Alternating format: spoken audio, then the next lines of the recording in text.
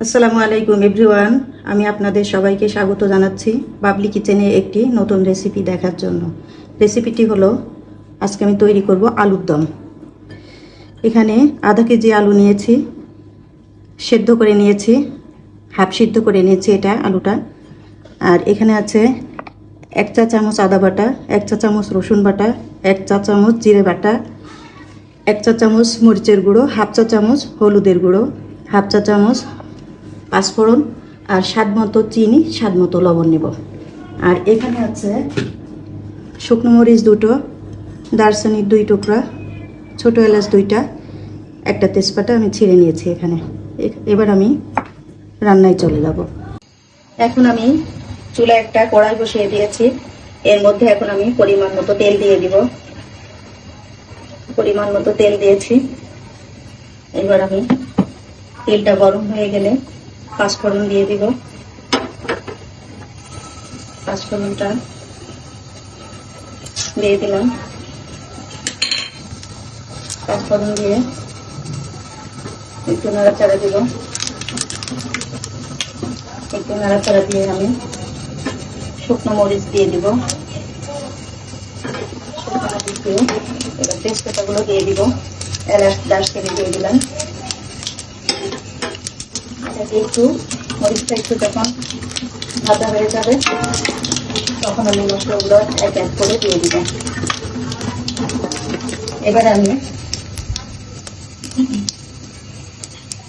রসুন বাটা, আদা বাটা, রসুন বাটা দিয়ে দিচ্ছি।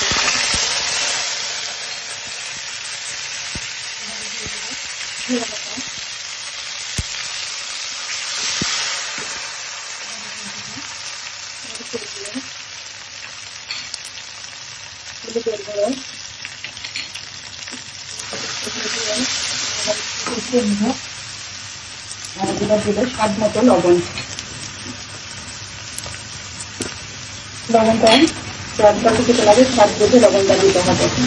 এবার মশলাটাকে আমি একটু কষিয়ে নেব। এখন আমার মশলাটা কষানো হয়ে গিয়েছে। এবার আমার মশলাটার মধ্যে আলুগুলো ঢেলে দিব।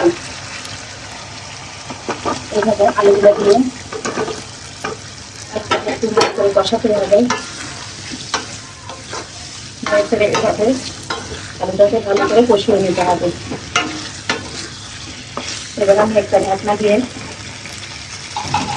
এটাকে ঢেকে দিব। ঢেকে দিব, কষিয়ে নেব।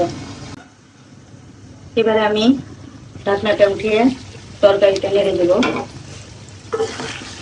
আলুগুলো আমার কষানো হয়ে গিয়েছে। এখন আমি এর মধ্যে 1 কাপ পানি দিয়ে দেব। এবার আমি পানি দিয়ে দিলাম। এটা মিডিয়াম আছে রান্না করতে হবে। পানি দিয়ে আলুটা সেদ্ধ হয়ে গেলে তারপরে আমি নামাবো। এবারে আমি ঢাকনাটা উঠিয়ে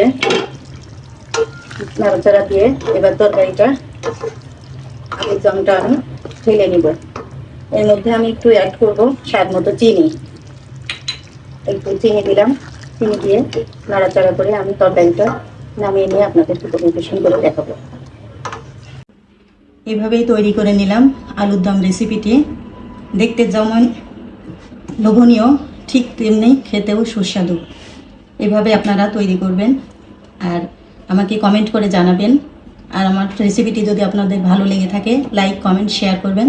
ধন্যবাদ। আসসালামু আলাইকুম।